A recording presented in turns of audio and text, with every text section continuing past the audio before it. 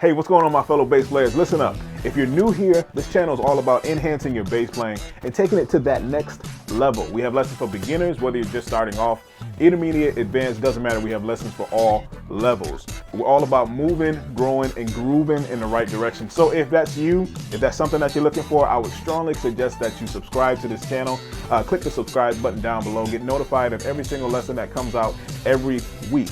And you also want to visit DaricBennett.com, one of the best online bass education communities for more lessons like this. You can start a free trial. It's actually a 3-day free trial. I'll put the link somewhere down below. Start that free trial, check it out and see how you like it. And I hope to see you over there. All right, so let's get right into the lesson. All right, guys, so this is gonna be a quick one. I wanted to do a crash course on the modes. This is probably gonna be the quickest crash course you ever seen, but I still get messages now from people still kind of being confused about what the modes actually are, just the whole concept of it. There is a full course on the modes now. You can go take a look at that if you're still a little bit confused after this video, but I wanted to explain the concept really quick if I could in this short tutorial. So let's get started. I don't want to waste any more time. So what the modes are, first of all, you want to think about it like a huge scale. All right, so say if we're doing a C major scale, if you don't know already, the C major scale has no sharps or flats. It goes from C to C, C, D, E, F, G, A, B, C, C. Almost added another note. All right, so it goes from C to C. All right, so say if we were to keep going, we just add on C, D, E, F, G, A, B, C, D, E, F, G, A, B, C. Like I'm just keeping it going. So it's like a never-ending scale. So I'm constantly playing the notes in the C major scale. All right, so think of it like a big, long, huge, like 3, 4, 5 octave scale. All right, so the only thing about the modes is it separates this scale into 7 different scales. Right? But you're still playing the keys and you're still playing the notes inside of the C major scale. So say, for instance, you're playing the C major scale from C to C, right? You'll play from C to C. If you're playing the next mode, that's the first mode. If you're playing the next mode, you'll play from D to D, which is the next or the second note.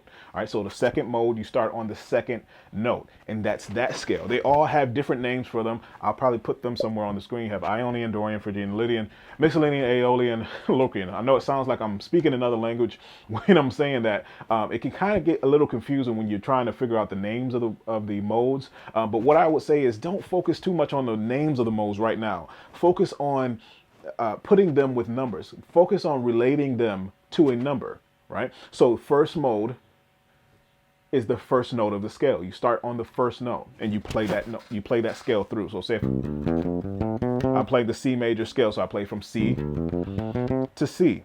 All right, second mode, which is the Dorian mode. Like I said, don't get too caught up on the modes, but make sure you know the second one goes with the second note of the scale. Doesn't matter what key you're in, doesn't matter. All right, if you're in a major key, you're C major, C sharp major, D major, doesn't matter. All right, so whatever that second note is of the scale, you start there for the second mode, which happens to be Dorian. All right, so you play the scale over within that. Within the C major scale, you play the notes within that scale. So I'm playing D, E, F, G, A, B, C, D. Now I'm playing from D to D. It's literally just that simple. If you kind of visualize, if you have any experience with keyboard or piano or anything like that, you can kind of visualize the C major scales, all the white keys. So if I started from C to C and I played all the white keys, then I started from D to D and I played all the white keys. I'm still in the key of C major, but I'm just starting on a different note. So I just wanted you to understand the concept of what the modes are. The modes are just 7 different scales using the 7 notes of a major scale. That's literally all it is. All right. So learning these different modes, these different scales helps you visualize better on whatever instrument that you're playing. In our case is bass. So it kind of helps you visualize and it kind of opens your mind up a little bit more of what key you're in and how to play and how to maneuver around the fretboard. So that's why when I'm playing the modes and I'm during the course, inside of that course, I play the modes and I play them up the fretboard. I don't really skip around or really don't kind of, I wouldn't say a cheat code, but I kind of move around on purpose. I move them up the fretboard so you can be used to playing these notes, right? You can be used to playing these scales, these modes, but still being in that same key. Because I can play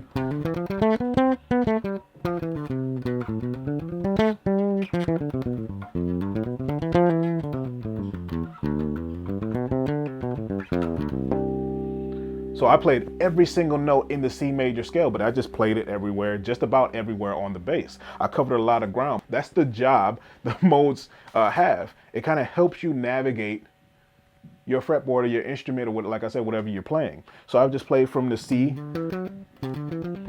wrong mode, so C major. I played from the octave of that. I went all the way down and I worked through all the modes. All right, but it still sounded melodic. It still sounded like I really didn't change keys because I was playing the same scale, just playing the same scale in different sections of the bass.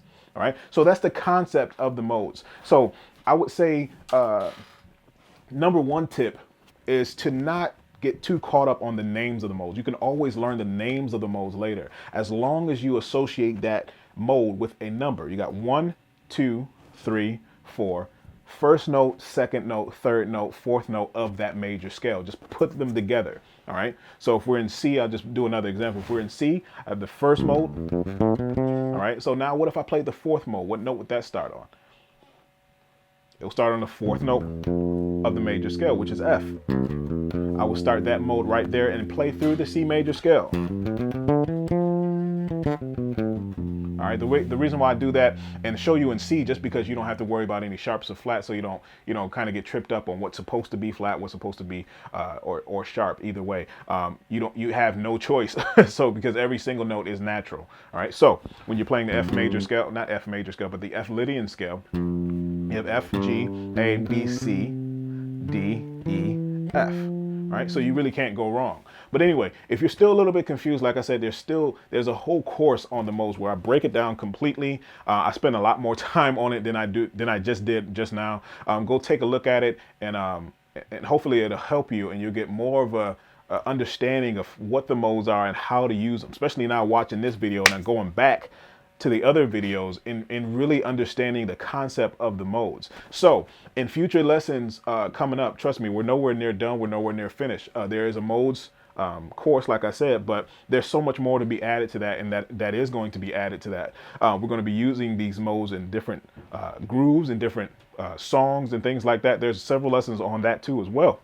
Excuse me, but we'll be doing more of that so we can implement these modes. That's one of the number one questions that I get after what are the modes. So it's what are the modes, and then it's how do I use the modes. So that's really where the bread and butter is, where you can kind of implement them and start using them in your own playing. But you want to get the concept down first before you can go crazy with it, right? And be comfortable and be fluent with it. So I'll be showing you exercises and stuff like that. But anyway, I'm rambling now. It's supposed to be a quick crash course. All right, guys. So I hope I explained that concept and it was understandable for you. Well, those of you who were confused, hopefully you're not anymore. If you are, you can always reference the mode lesson videos, the whole course even. And there will always be more and more and more added on to help us figure out what these modes are and how to play them, how to implement them in our own playing. So like I say all the time, take it slow. Make sure your notes are coming out clean, clear, and precise. And until next time, I'll see you.